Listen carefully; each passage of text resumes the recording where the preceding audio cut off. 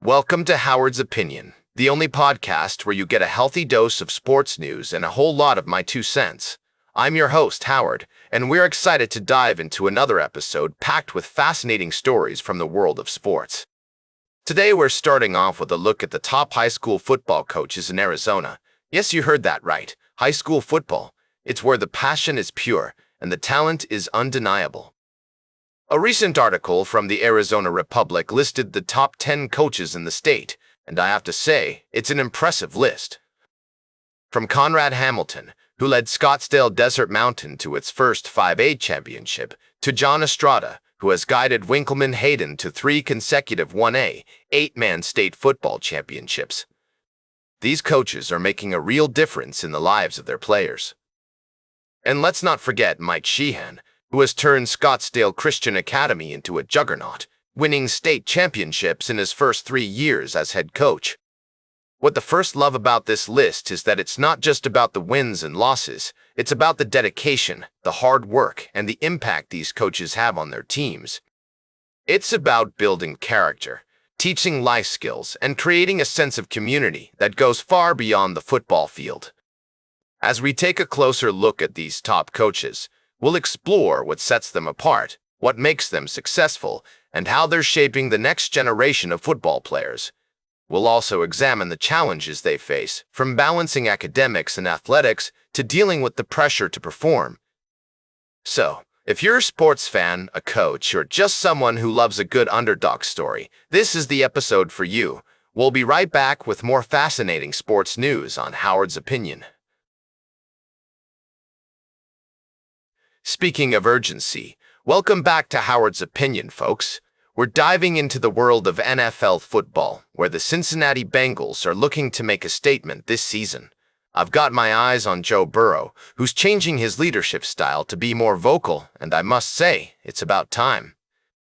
The Bengals have the talent, but they need that extra push to get back to the playoffs.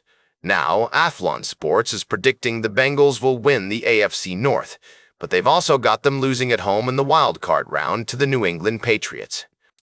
The Patriots. Always a thorn in the side of many an NFL team. But the first have got to ask, do we really think the Bengals would lose to the Patriots at home?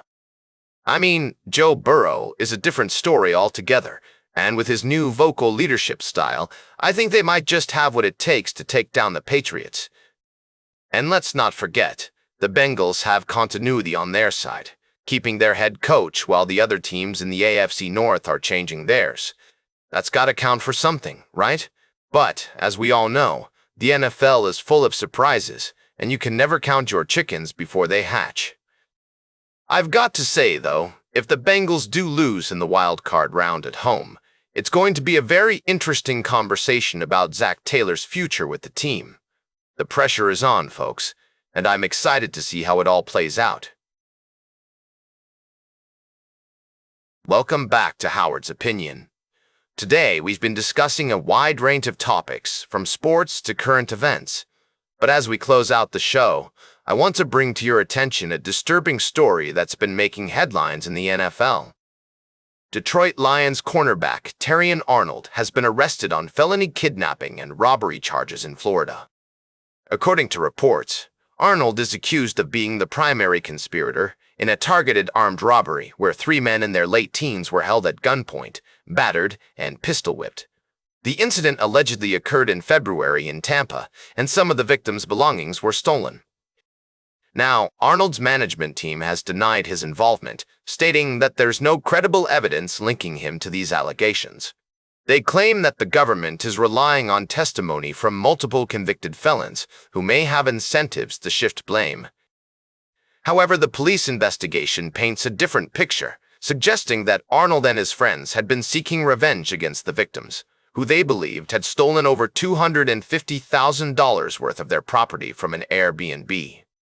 The Detroit Lions have released a statement saying they're aware of the situation but won't be commenting further at this time. Arnold has turned himself in to law enforcement and is expected to make his first court appearance on Thursday. As more information comes to light, it's clear that this is a serious situation with potentially severe consequences for Arnold's career and personal life. As we consider the details of this case, It's essential to remember that everyone deserves a fair trial and the presumption of innocence until proven guilty.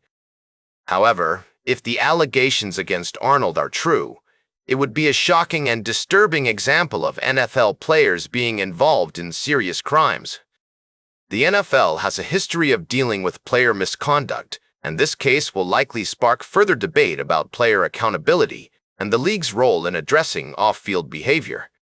That's all for today's Howard's Opinion.